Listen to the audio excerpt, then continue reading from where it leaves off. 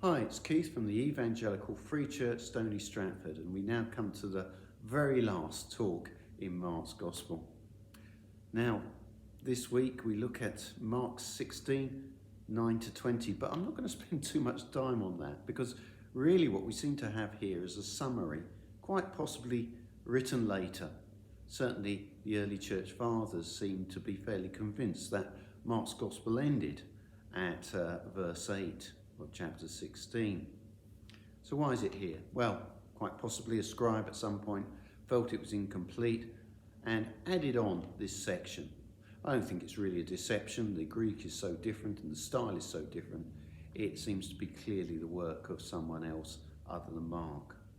But that raises a question again, doesn't it?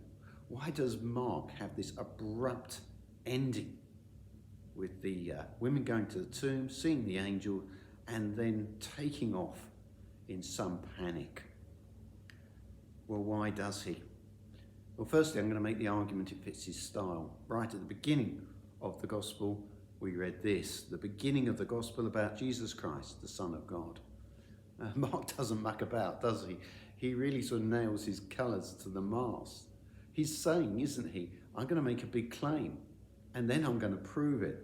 So he takes off at some pace. The second thing I think which is very important is this. Mark has always been about action, about what Jesus says and does, the claims he makes. And really, I think what we saw with what the angel said last week is very key to that. Just to remind us, verse 6, the angel says this, don't be alarmed. He said, you are looking for Jesus the Nazarene, who was crucified. He has risen. He is not here. See the place where they laid him, but go tell his disciples and Peter, he is going ahead of you to Galilee. There you will see him just as he told you. That phrase, just as he told you. Again, you see, it's a challenge to action. What are the women going to do? Are they going to do what the angel said? Are they going to take the action? Are they going to follow the command of Jesus? And I think that's very important. It poses a question, doesn't it, after all, you see? What are we going to do? What's the other thing the angel said?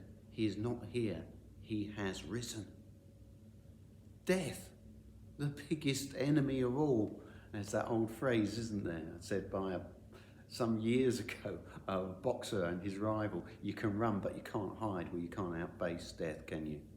It's the old enemy, and yet it's been defeated. It's been defeated by Jesus. So what are we going to do about that? Are we going to take his promises at first hand or not? Mark's aim, you see, was very, very simple. After making that astonishing statement about Jesus being the Son of God, and this being the gospel, and the gospel was a decree that an emperor would make, good news that would be life-changing for everyone in the empire, he really states, doesn't he, the authority of Jesus. And he gives us this picture, doesn't he? Jesus has authority over evil spirits. Jesus has authority over illness. He calms the storm. He has authority over nature. He forgives sins, something only God surely can do. And here's the thing. He has authority over you and me. Back in chapter 1, verse 16, as Jesus walked beside the Sea of Galilee, he saw Simon, his brother Andrew, casting a net into the lake, for they were fishermen. Come follow me, Jesus said, and I will make you fishers of men. At once they left their nets and followed him. When he had gone a little further, he saw James, the son of Zebedee, and his brother John in the boat preparing their nets. Without delay, he called them. And they left their father Zebedee in the boat with the hired men and followed him. There's a challenge again. Are we going to be like those first disciples? Are we going to make the decision? Because a decision needs to be made. And it's an important one. Jesus says, doesn't he, at one point, he throws down a challenge, and it's a big one. In chapter 8 and verse 34, he called the crowd to him along with the disciples and said, if anyone would come after me, he must deny himself, Take up his cross and follow me. For whoever wants to save his life will lose it, but whoever loses his life for me and for the gospel will save it. What good is it for a man to gain the whole world and yet forfeit his soul? Or what can a man give in exchange for his soul? If anyone is ashamed of me and my words in this adulterous and sinful generation, the Son of Man will be ashamed of him when he comes in his Father's glory with his holy angels. Stunning words, challenging words. Jesus throwing down the gauntlet. Why is it so important? Well, this is the thing that Mark really wants to make clear. Jesus has paid the price. Death is defeated, but the wages of sin is death. But listen to this, chapter 10, verse 45. This is what Jesus said about what he came to do. For the Son of Man did not come to be served, but to serve and give his life as a ransom for many.